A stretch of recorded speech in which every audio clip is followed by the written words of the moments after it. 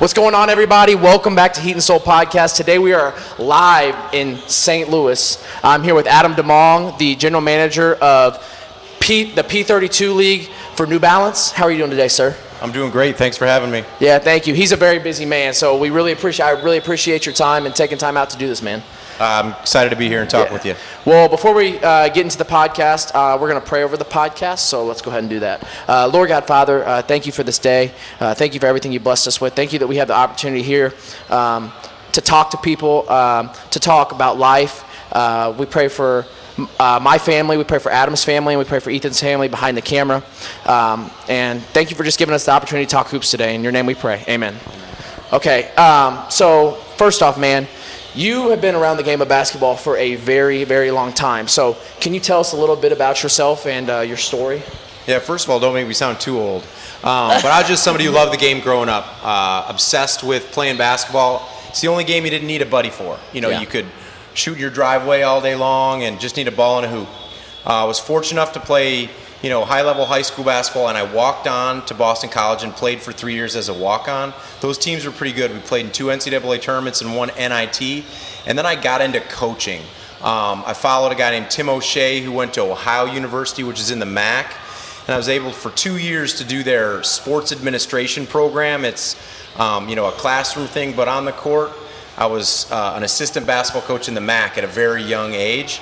Kind of went back home, worked some local coaching jobs, high school, whatever I could do, and then broke back into college and worked for 2 years at Loyola Chicago,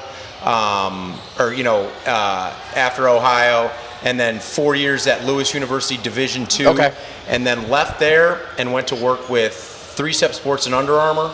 And then, was fortunate enough to get on here with the P32 League in New Balance just this past spring. Well, that's great, man. I mean, you're very knowledgeable, and you've been around the game, man. So can you tell us a little bit about what is your favorite part about being around the game? Like, being around the game of basketball, what do you enjoy about it? Like, what keeps you around it? I mean, my favorite part now in my role is that, working with grassroots players, one, you're helping be around them achieve their dream. Yep. They're in a dream right now. We're sitting in St. Louis. It's a live period in July.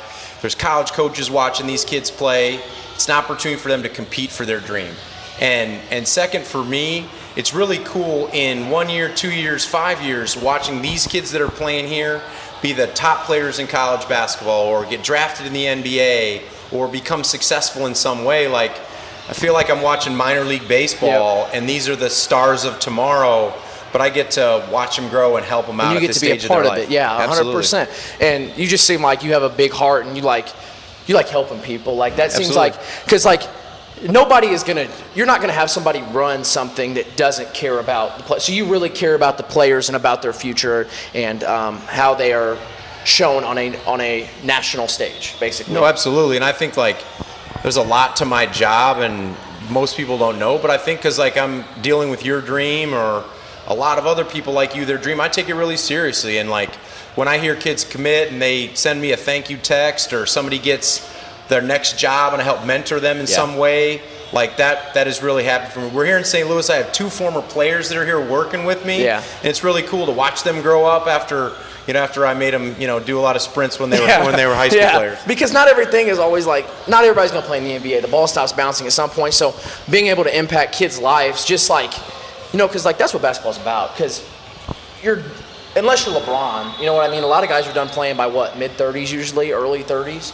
So to have that impact on guys' lives, and it's really neat to see. Yeah, and I think sometimes in these circuits we get so caught up in the college recruiting that we forget that most people will stop playing basketball after high school. Mm-hmm. So, all right, let's make them be the best player they can for their local high school, and then when they put the ball down, they go to college. Well, the next layer of their life, hopefully they got skills that will help them, but at the same time, all right, now they see maybe what's my next passion. I think it's really cool what you're doing is getting into your passion earlier than probably most people do. But okay, I work in sports. I'm incredibly lucky to have the job. I could be digging ditches. I could be mowing lawns. I could be shoveling snow. Yeah.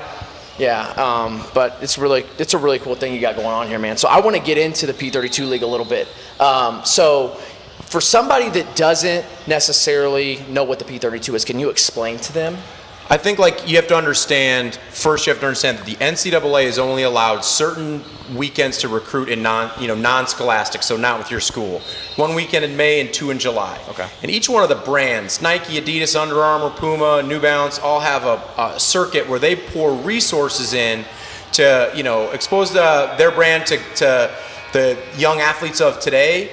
And that's what New Balance is doing here, is trying to get sneakers on feet, getting people excited about New Balance basketball and where it's headed.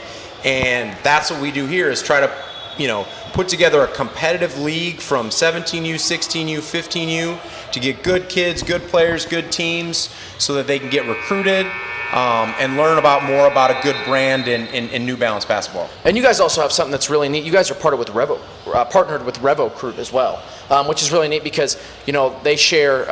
They're a social media company, kind of. I think it's a recruiting platform that also uses social media to help promote kids and young athletes, which I think is really neat for you guys. And that's when I joined up here, I had looked here in another company, and one of the reasons is because there's two tech things that are going on with New Balance P32 League. One is Recruit, and that's essentially like you're saying, like a Facebook for your profile, and you can connect with coaches and stats, and it's where we do our college coaches book. It's a real platform for information and for publicizing kids. And the second is we run our schedule and some of our other stuff through a company called Fast Break AI. Okay. And so the schedule can be done via AI, but it's not going to be, I haven't done that yet, but I think the tech side of basketball is growing fast. Yeah. I would advise young kids to get involved in that, the computer side, the tech side.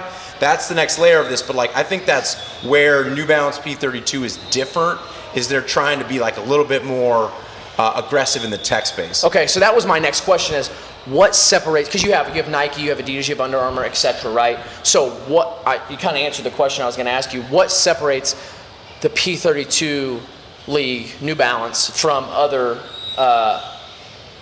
circuits? And I think you just answered that. You did with the tech side. Yeah, and I think really a lot of the sneakers are just trying to do something the same but also similar. The guy who runs our company's name is Josh Woodson, and he always talks about we want to run our own race. Yeah. We want to do what we want to do, and then I think it's a place where we give them a platform. My thing is, in advising players, is you can go play for any of these brands and teams, but you want to play for the team that's in your area, that's going to allow you to be the most you can be to showcase yourself. You could the best go play opportunity. for this team and get all this cool clothes, and if you don't see the floor, it does you no good. Absolutely. It does you no good. It's like having a nice car and never drive. You know what I mean? Nobody's ever going to see you. Nobody's ever going to see you in it. And all my friends in coaching, and I have a million, they want to see you play. Yeah. They want to see you turn it over. They want to see you make a mistake. They want to see how you deal with adversity. They don't want to trust your coach because he says you're good, but he won't put you in the game because there's some hot shot ahead of you. Yeah. And one more thing with the P32 is, what do you look? So you guys have a good amount of teams, right? So what do you look for when you're bringing a team into the P32 or your E32 division? What do you guys look for with those programs? Yeah, I think there used to be the days of we got to invest in one good player and hope he's a pro. I think what we're trying to do is invest in solid brands. Yep. Teams that mean something in their area, their community, their state, not just some guy that might have a good player or a program that just popped up overnight because they had a couple bucks to do it. You play D1 Indiana, and I've known your director for years, and that's a good brand, and you're in a great place with them, and that's the brand we wanted. Yeah. So there's other good brands in Indiana and all parts of the country, but we try to diversify over the geography, but also get brands that people recognize. Yeah, and then what I like how you guys run your tournaments is, when you guys do your regional tournaments and stuff like that, or like we're in St. Louis right now, it's easy for college coaches to get here too. So that's one thing that I think you guys do well is, like we'll be in Memphis next week, right? Like that's a good area because you draw from the South, you draw from the Midwest. It's easier to get from the East Coast. You know what I mean? So when you guys are looking to schedule places, what do you guys look for? Is that what you guys look for, where it's going to be easiest for college coaches to get there? I think like geography is really important. Yeah. Like, I think that our league or any of these brand leagues, you're really looking at like how can we get people to drive? Division II, Division III, low major. Some of those schools don't have the budgets to fly a private jet. Yeah. So, you're hoping that your geography, 250 miles to here, covers a lot of schools. Yep. And in where we're at in St. Louis, ton of D2, D3, NAIA, junior college. As long as the Division I's are going to come to watch certain guys. Yeah. But you want to make sure that you're in a good spot to, so people can get there easily. Yeah. How did you get involved? I don't know if we covered this, but how did you get involved with New Balance basketball or the P32 League and New Balance basketball? So I'd worked for Under Armour for 10 years and developed a reputation in the industry. I mean, I hope that I did a good job. And so the CEO, Josh Woodson, called me out of the blue. I was kind of between jobs. I had left Under Armour and we started talking, and I liked his vibe. I liked his vision. He was doing a really good job. I was fortunate. But with that being said, I built a reputation on doing a good job. And I think that's one thing that I think the younger generation I'm a little concerned of is they want the outcome or the reward before they put in the work. And so to me, I put in the work. I put my head down. I did a really great job. Yeah. And when I came up, people had noticed. Yeah. And that was really humbling and made me feel great. But Josh noticed, and he knows I can make an impact here, and that's my goal, is to make a positive impact every day. Yeah, that's awesome. That's great. And then I want to talk about what separates New Balance basketball. I know you guys, New Balance they signed recently, I guess within the past year, New Balance signed a huge deal with Cooper Flag. You know what I mean? So do you think New Balance signing kids like that is going to, what's the word I want to use? I don't know. That'll help separate them, signing bigger names and stuff like that, getting on kids on the platform. Do you think that will help at all? No, absolutely do. And one of the things that I'm not going to say the F word, but I think kids mess with Under Armour or with New Balance. I don't know if they mess with all other brands off the court. So I think kids mess with New Balance. They want to wear the shoes, they like the clothes, and I think the New Balance shoes are coming back, man. Over the past 5 years, I see them a lot more, and you got people rocking them that aren't even playing. Yeah. So I think that's cool. I think they've got a young stable of athletes. Tyrese Maxey, Jamal Murray, Tyrese Maxey, Darius Garland, Cooper Flag, Cameron Brink, Kawhi Leonard, Zach LaVine. These guys are, young, good, talented players, and I think people can get behind them. And the cool part about this league is those guys, I expect Darius Garland, Jamal Murray, and Tyrese Maxey to be at one of our stops in the next 2 weeks, watching their team, connecting with athletes. It's just they're really down to earth and great role models for kids and obviously great ambassadors for the brand. Yeah, they are. And it's important for these grassroots basketball programs to invest in kids in the future. And I think you guys are doing a great job of that. Every facility we played at has been very nice. Dallas, this is nice here. We're at the Beal Center, by the way. We're at the Beal Center. I assume it's named after Bradley Beal. Yeah, I think he has an ownership stake. Yeah. Okay, because we're in St. Louis, but you guys have, very nice facilities. But I think over the next couple years, I think New Balance basketball is really going to take off. I appreciate the kind words and the support. I think so too.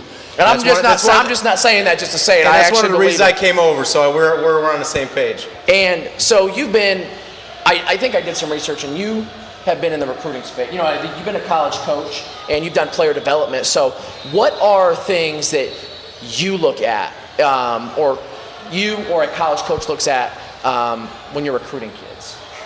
I think that you have to look at what level of product they are. Are they a totally finished product, or are they a development project? And I think that a lot of times when you're young and big and strong and you have all this notoriety when you're young, it's the worst thing that can happen. I'm not scared of a skinny player or a late bloomer. I think as a coach who's recruiting, you got to look at a player and say, where can he be in 2, 3, 4 years? not where he is now. Yeah. And I thought I was really good at that. And just projecting where kids would be. And then I liked kids that had a nice personality, really loved the game, were competitive, and just loved to play. Like they'd go out and play in the rain. Basketball if they could. junkies, basically. Yeah, That's what he's just saying. sickos, right? Yeah. And so like those are the kids I invested in and wanted to play with or coach. So I think like the best thing you can do is go play hard, be yourself, and not give up on yourself too early. Just because like in freshman year Johnny's 6'1" and strong. Like maybe you're a late bloomer and you grow. Just invest in yourself. And the time will come to showcase what you can do. Okay. And then this is a good one, and I think this is a good talking point. You as a coach, what separates guys that get recruited and guys that don't get recruited? What are some what are some factors that, man, like, he's good, but like, I don't know, between a guy like, yeah, we're all in on him. And I think that's a lot of what I don't think coaches, parents, kids understand is that really good evaluators are watching more like things like IQ and motor than they are dribble moves and jump shot. Okay. And like understanding you heard the term like play the right way or make the right play. Make the right, yeah. Like the guy that catches it and reverses it versus taking a tough shot, but he reversed it for the open guy. Like a coach is going to look at that and say like that guy understood. He understands the game of basketball. Right. Like he's reading the defense, yeah. Evaluating like IQ is really, really good. Like, guys with great feel, great IQ, great savvy. You see it how they play the game, and when you find one, you can really tell. You can tell by the way they move, like their body movement, the way they pass the ball. Like you can tell if a guy can play by the way he passes the ball. Usually, like a point guard, a good point guard, like you can tell. So when I was a coach in Division II, and we ran the Michigan John Beeline 2 guard, right? We ran all these great tricky sets, and we played at Lewis. We played Bellarmine. Bellarmine was a really good D2 at the time.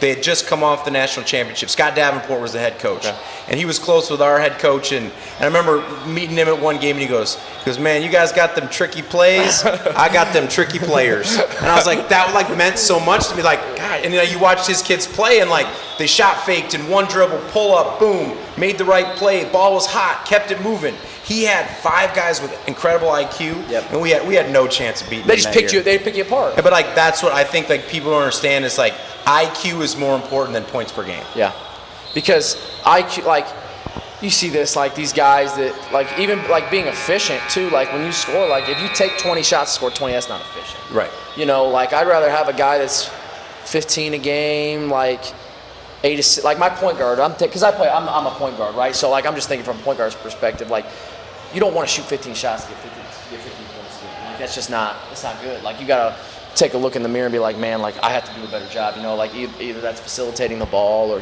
rebounding and getting and pushing the pace of the game. So like I think IQ is so important. And then like another thing I wanted to ask, which I think we kind of covered, is what are the key attributes that you see out of a college player? Like what are the key, like when you're a college coach, like we covered this, but so we say IQ. IQ is probably number one. I like guys with positional size. And then I like positional size is such a hot, cool analytical word. Yeah. And I also like guys with length. Okay. So like guys that are maybe have a little bit longer arms than they should. And I don't, as a coach, I didn't love little point guards. Like I'm from Chicago, and the little Catholic League point guard that's 5'7" and can do all the spin dribbles up the court. I didn't like that. Yeah. I wanted a guy that was 6'2", that had some length. Maybe he was skinny, was tough to play against. His length did a lot of his work that his feet didn't. Because he could be disruptive. And that's something I learned in I'd rather have a guy that's a little bit taller and longer than a guy that's has great biceps, and strength. Okay. So I think that like length is important. Just deflections, affecting the game, contesting, doing things like that's one thing I really would key in on for a physical attribute. Okay, who was your favorite college team to watch now that because we're kind of on the topic? Do you watch a lot of college? I assume I love college basketball. You love college basketball. So who was your favorite team to watch this year in college basketball? This year, I mean, I'd say Michigan because that's kind of the consensus. I did like watching Duke. I like watching UConn. Runs a lot of great sets, and they have a toughness to them. I like watching programs, like watching Michigan State, their toughness. Yeah. Like the way they run sets and run pace and crispness. The way they execute. I love the Big Ten. I'm a Midwest guy, so give me anybody in the Big. Well, I guess with the Big Ten's got schools all over the country now, but well, he's not going to say Big Ten because he's probably not an OSU fan, or he probably doesn't like IU either, being a Michigan. There have been times where I liked Indiana, just maybe not this year. But I think that we're talking football now. We're not talking basketball anymore. Kurt Cignetti's a gangster, man. We're talking football, not basketball. But I love the Big Ten, so give me a Tuesday night Big Ten game. I'll watch whoever it is. Okay, and then for a guy like me being like getting recruited, like right now on the 32 circuit, I'm like probably I'm 18 a game, like 6-5. So what do I need to do to stand out?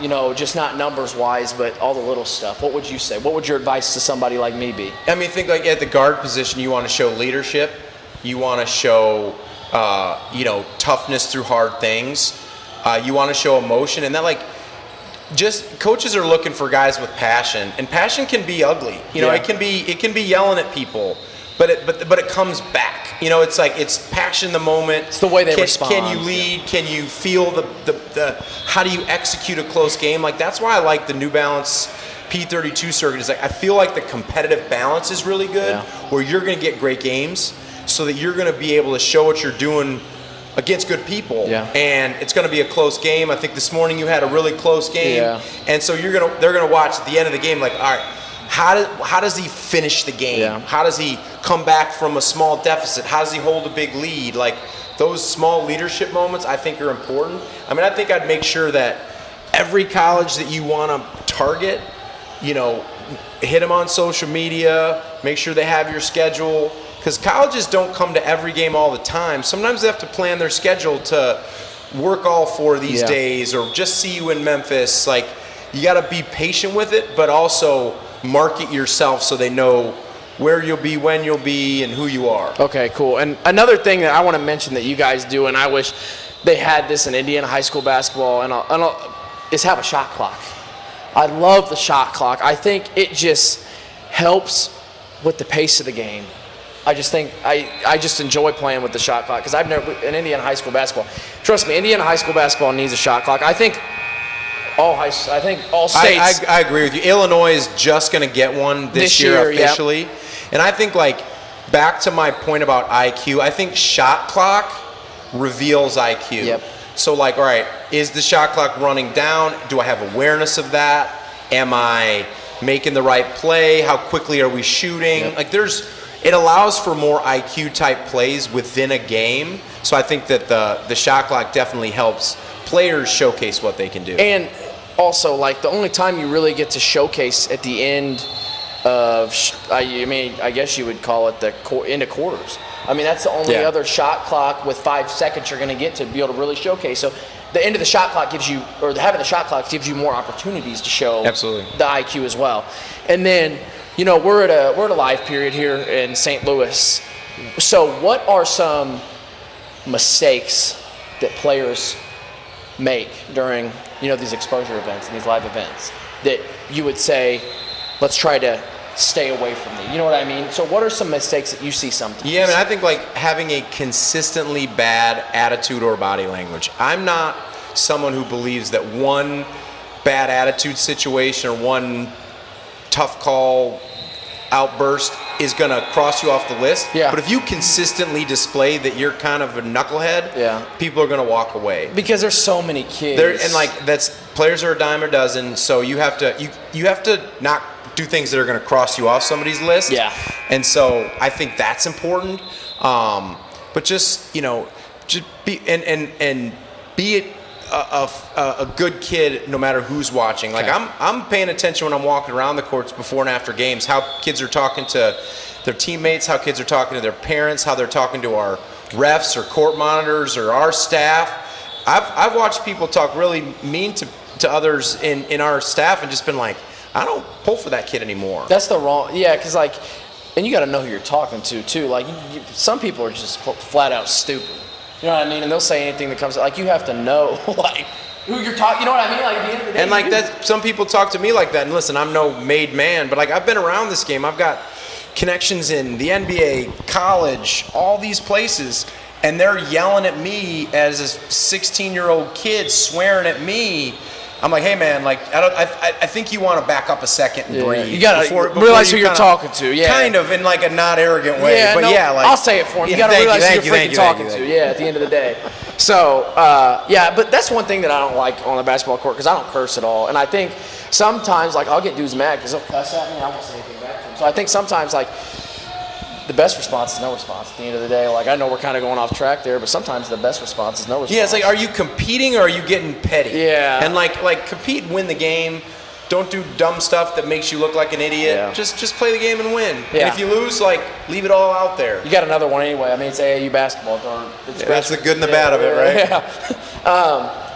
I want to circle back around to P32. Yep. So, you know, you're new to New Balance, right? To the P32 New Balance League. What do you see in the next 5 years, future-wise? So I feel like New Balance continuing to pour energy into this platform because the growth has been really good where they've seen happy kids, happy players, you know, gear is selling, gear on feet, and it's really, really good. I see them pouring more time, energy, and resources into it, Yep. and it becoming bigger and bigger, and it becoming a platform where kids want to play on and aspire to play on, and go from there. I see New Balance continuing to add good athletes on their professional side Yep. with who they sponsor, either in college like they did with Cooper Flagg and Caleb Wilson, or, you know, guys into their pro career, and really investing in young athletes that need a chance to show what they can do and represent the brand well. Okay. And then I kind of have a question for you, and this is kind of on the director's or the general manager's side.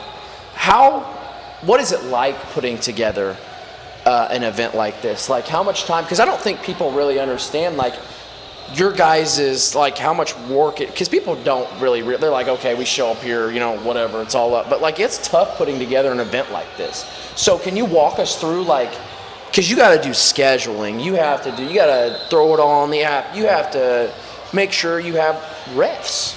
Yeah, and I think, like, thank you for the respect, but, like, you know, it's like there's a lot of things at stake, but you got to run through the steps of, like, do we have enough staff there? Yep. Is it refs? Is it table crews? Is it athletic trainer? What's our facility like? How can we best maximize our courts? How do we build a schedule that's going to showcase the kids as much as possible? So it's a lot of, like, tedious, detail-oriented work, but, like, it's a labor of love. Like, like I said, I could be shoveling snow instead I'm working on basketball, but there's a lot that goes into it. That's why I hate when people are at the front door like, oh, it's so expensive. Well, yeah, because, like, we're trying to staff it where we need to pay people. Refs, table crews, trainer, you know, facility. We want it to look nice, and sometimes we need some help with the cost, but just a lot of details. And I think that anybody that wants to work in life, sports, basketball, be a better player, like, you better be good at the details. Yep. Yeah, 100%. And then what do you like, you know, like, because there's a lot. I mean, I feel like AAU basketball right now is like, social media is huge. So what are you looking forward to seeing in grassroots basketball over the next, like, 5 years? Like, what are you excited for? I would like to see, like, less local kind of like money-hungry ragtag events. Okay. I would like to see kids focus more on training and then playing high-level events versus playing every weekend. That's what I told my dad. Sorry to interrupt you, but this is what I told my dad. I said at this point, you know, I'm 17, you know, like, playing all the other tournaments were fun when I was younger, but I'm like, man, it really doesn't mean anything unless I'm playing, like, at a live event. You know what I mean? Like, it really, like, am I going to go play locally in Indy where nobody's going to be watching?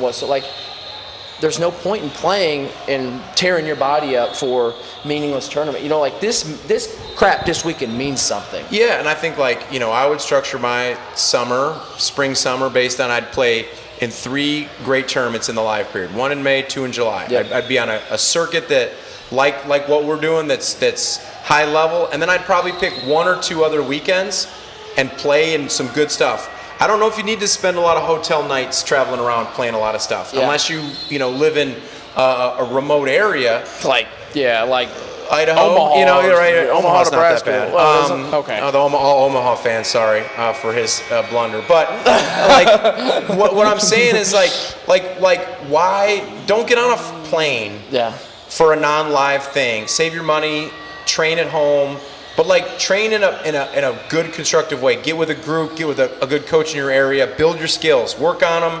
Like there's value in that, but especially at 17U, like. Only playing in high-level events. Don't chase every weekend. Yeah, because it's not worth it. Because I mean, we play a lot anyways. You know what I mean? So like, there's no reason to add extra wear and tear. I'd get in the weight room. I'd work on flexibility, agility, conditioning, and strength, versus playing more tournaments where you're gonna. All right, you drive to Indy and play 3 games, and you shoot the ball 30 times total, and you go 1 and 2 and you're mad at the refs and you're out gas money and like, did you feel good after that, or like, what are we doing here? So I think that you got to be careful with that. I'd rather like invest and train in ourselves as players than just play too much. Okay. And then is there anything you would like to cover? Like, is there anything that you would say to an athlete, like life advice? Is there any life advice that you would ever give an athlete?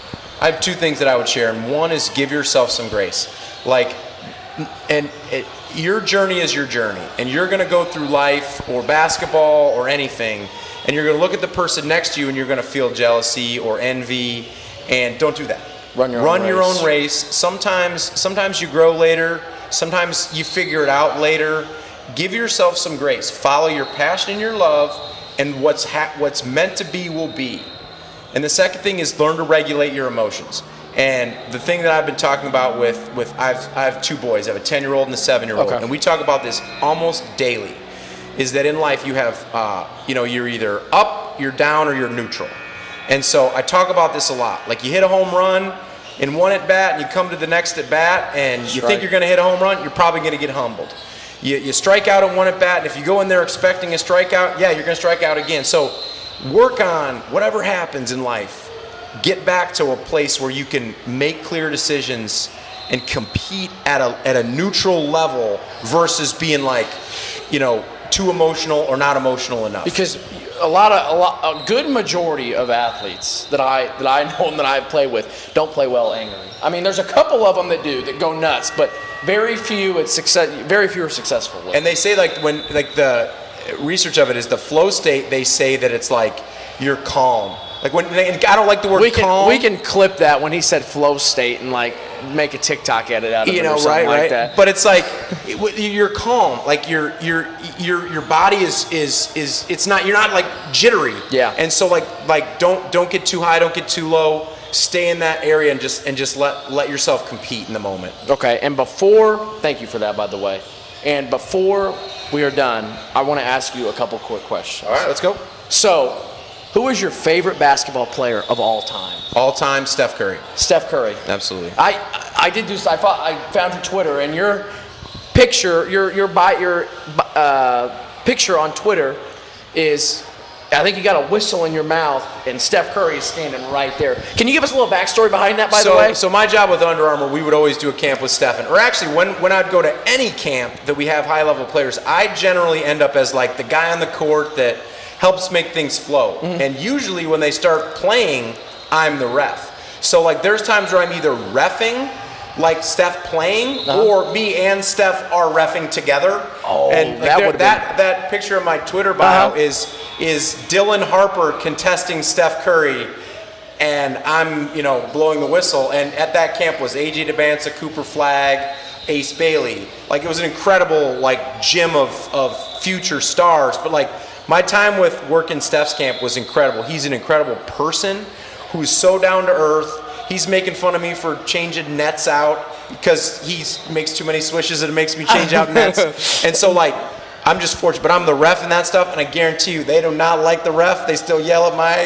in my behind when I don't make or do make a call. Yeah. But it was fun, like being the ref for some elite level pickup at a camp has been. How is it watching Steph Curry like that close and being that personal with him? Is that he's like a special, like he'd rather be hanging out doing drills with those kids than out partying or anything. He's just a special person, and the way he works, he is a true professional. That guy's the first guy in the gym. How he takes care of his body and his work and his workouts it's incredibly cut. It's a whole nother podcast. Yeah. But like watching him do it is like, watching his success. It's not a surprise at all. That guy's legit. And then next, what's your favorite basketball memory of all time? Or you can give me a couple. My favorite memory was as a walk-on at Boston College. We played. We were really good my sophomore year. Not because of me. But we played, we won the Big East at Madison Square Garden. Okay. So that would have been really cool. My favorite memory is when we played really well that tournament. How long has it been since Boston College has won the Big East? Well, they're in the ACC now. Or ACC. It's been a while before they've won any league. So talk to me in a couple years when Luke Murray gets it rolling. I'm excited for him. Okay. New Balance School, Boston College. Oh, that's right. They are part. Okay. So we're playing the Garden.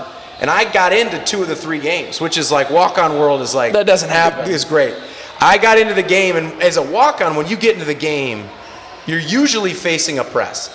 So you better know your press offense. So I get the ball, and I get fouled immediately, pushed into like the score, or the media row. So here I am. There's 10 seconds to go in the Big East championship game, and I'm at the foul line at Madison Square Garden.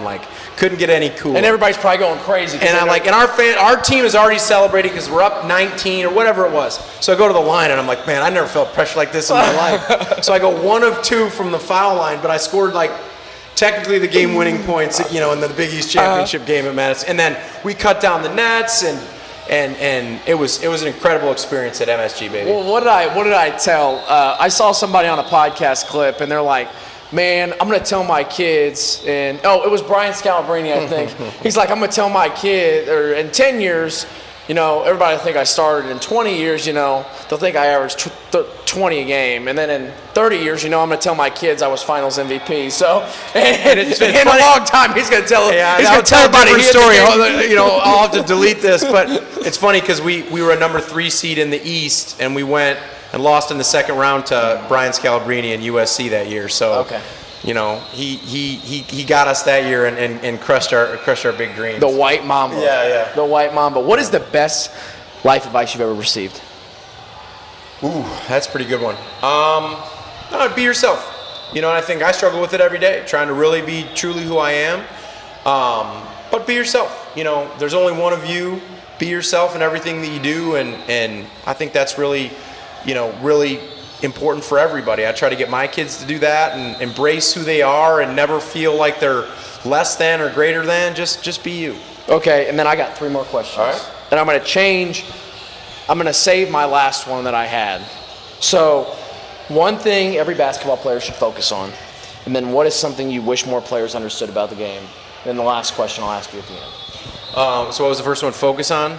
Yes. I think more players should focus on the mental side because, Okay. I think this generation of kids is going through a lot of hard stuff, probably more than mine did. Yeah. And so, get your mind right off the court, on the court. I think that's really important. What was the second one? What is something you wish more players understood about the game? I think it's not about points. I think it's I'd rather have it be about impact on the game than points you score. Okay. There's a lot of great players that don't score a lot but make a big impact. Like Josh Hart. Absolutely. You look at Josh Hart. Look at the Knicks. It was a full team effort. To take down the Spurs. It was a full team effort, and I'm a Pacers fan, so that one hurts. It sucks because being a Pacers fan, Halliburton within 1 year, Halliburton, tears his Achilles. Then you tank, you don't even get your own pick back, and then you got to watch the freaking New York Knicks win the NBA championship. But I am we're Brunson fans, so it's kind of like. Yeah, and when I was at Lewis, I recruited and coached a kid named Max Strus, who's plays for the Cleveland Cavaliers. Yep. But you watch him play, he's an incredibly impactful player. Yeah. And their coach said it when they beat Detroit. He's like, gosh, Max, he made so many winning plays. Yeah. And I couldn't tell you what he averages on the season, but I know that James Harden and Donovan Mitchell. Jimmy Butler in Miami and Mitchell in Cleveland, they all loved playing with him because he makes an impact. And it's not always stuff that shows up on the stat sheet. Absolutely. Either. And then this is what I want to end with. Who impacted you in your basketball career the most? I had a lot of great coaches. I think my dad, and here's why. My dad was a banker. Yeah. He worked in banks. He worked for the federal government and he didn't know much about basketball, but he loved me and supported me and just helped me be comfortable to do what I wanted to do. Yeah. And I think that's really important. It's like nobody was going to tell me a play or a skill or anything. He just supported me, and that meant so much to me in my development throughout my whole life. Yeah, I mean, that's great. I mean, this was probably one of my favorite podcasts. This might be my favorite podcast I've ever done. But thank you for taking the time out and doing this with it. No problem. Was great. I appreciate it. Thanks for having me. Yeah, I mean, we got a great event going on here. This is Thursday. Hopefully this will be out tomorrow. That is the goal, to get this out. We're going to get this done tonight, and we're going to post this tomorrow. You got to get busy winning some games, so I don't worry about it too much. We don't play till 5 tomorrow or something like that. So we're good. We got some time, but I really appreciate you taking the time out. I know you're very busy. And no problem. Appreciate it. Thanks for having me, man. It was awesome. Make sure to like, comment, and subscribe. Go follow us on Instagram at Heat and Soul Podcast. Make sure to go follow the P32 League on Instagram and Twitter as well. We'll see you guys in the next one.